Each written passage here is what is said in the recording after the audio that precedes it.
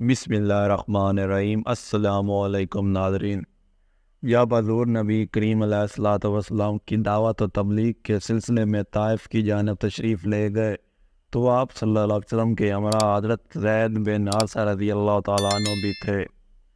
آپ صلی اللہ علیہ وسلم جب طائف میں پہنچے تو وہاں کے قبیلہ بنی ثقیف کے سردار کے پاس تشریف فرما ہوئے۔ اس کا سردار کا نام عبد یا لیل بن کلال تھا۔ اس کے دو بھائی بھی تھے جو وہاں کے سرداروں میں شمار ہوتے تھے۔ آپ علیہ الصلوۃ والسلام نے ان کو اسلام کی دعوت دی۔ ان تینوں نے بڑی توجہ کے ساتھ سنا۔ پھر اس دعوت کے جواب میں ایک نے کہا، اللہ تعالیٰ کو تمہارے علاوہ اور کوئی نہیں ملا جسے وہ رسول بنا کر بھیجتا۔ دوسرا غصے میں کہنے لگا، اگر اللہ تعالیٰ نے واقعی آپ کو رسول بنا کر بھیجا ہے تو میں کعبہ کا غلاف ٹکڑے ٹکڑے کر دوں گا۔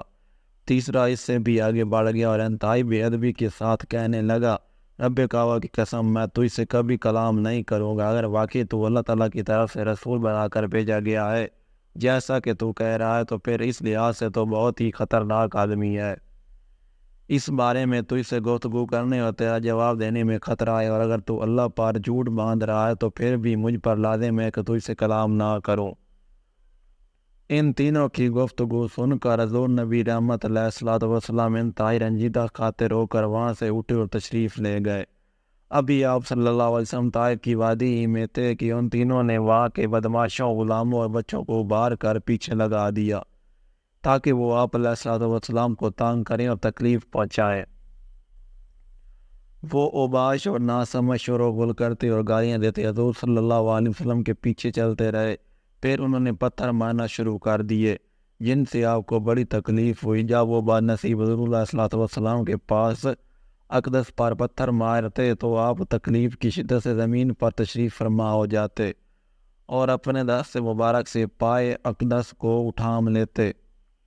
اس کے بعد دوبارہ کھڑے ہو جاتے، لیکن جب چلنے لگتے تو وہ لوگ پھر پتھر کی بارش کر دیتے اور ہنستے ان ظالموں نے آپ علیہ الصلوۃ والسلام پر اتنے پتھر برسائے کہ آپ کے پائے اقدس لہولہان ہو گئے۔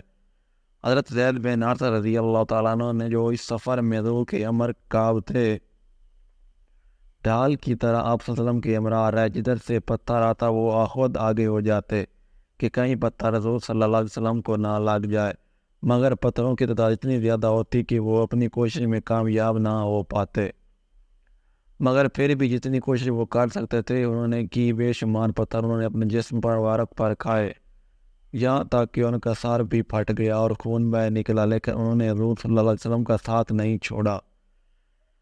جب طائف والوں نے ظلم کی انتہا کر دی تو حضور علیہ الصلوۃ والسلام ایک مقام پر رکے۔ قریب ہی ایک باغ تھا جو عتبہ بن ربیعہ اور سبیہ بن ربیعہ کا تھا۔ آپ مجبور ہو کر اس باغ میں داخل ہو گئے تاکہ طائف کی اوباشوں سے پیچھا چھوٹ سکے، اور یہی ہوا۔ جب حضور صلی اللہ علیہ وسلم باغ میں داخل ہوئے وہ اوباش بد نصیب واپس ہو گئے۔ آپ صلی اللہ علیہ وسلم سخت پریشانی کے عالم میں بیٹھ گئے اور اپنے پروردگار سے دعا کے لیے دست مبارک دراز فرما دیے۔ فرمایا، اے میرے اللہ، میں اپنی قوت کی کمزوری اور اپنی تدبیر کی کمی اور لوگوں کی طرف سے اپنی رسوائی کی شکایت تجھ سے کرتا ہوں۔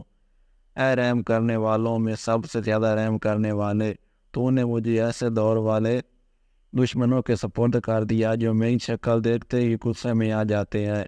ایسوں کے لیے تو نے مجھے مالک بنایا ہے۔ اگر یہ مجھ پر تیرا غضب نہیں ہوتا تو میں کوئی پرواہ نہیں کرتا، کیونکہ میرے لیے تیری عافیت بہت وسیع ہے۔ میں تیرے چہرے کے اس نور کی پناہ چاہتا ہوں جس سے تاریکیاں دور ہو جاتی ہیں، دنیا و آخرت کے کام سدھر جاتے ہیں۔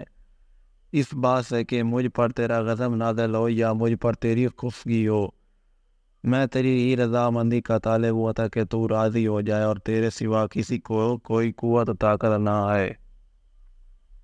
اللہ اکبر۔ اگر آج کی ویڈیو پسند آئی تو ویڈیو کو لائک کریں، چینل کو سبسکرائب کر دیں، کمنٹ باکس میں کوئی حضرت محمد صلی اللہ علیہ وسلم کی کوئی خوبی لازمی کمنٹ کریں۔ ملتے ہیں نیکسٹ ویڈیو میں، تب تک کے لیے اللہ حافظ۔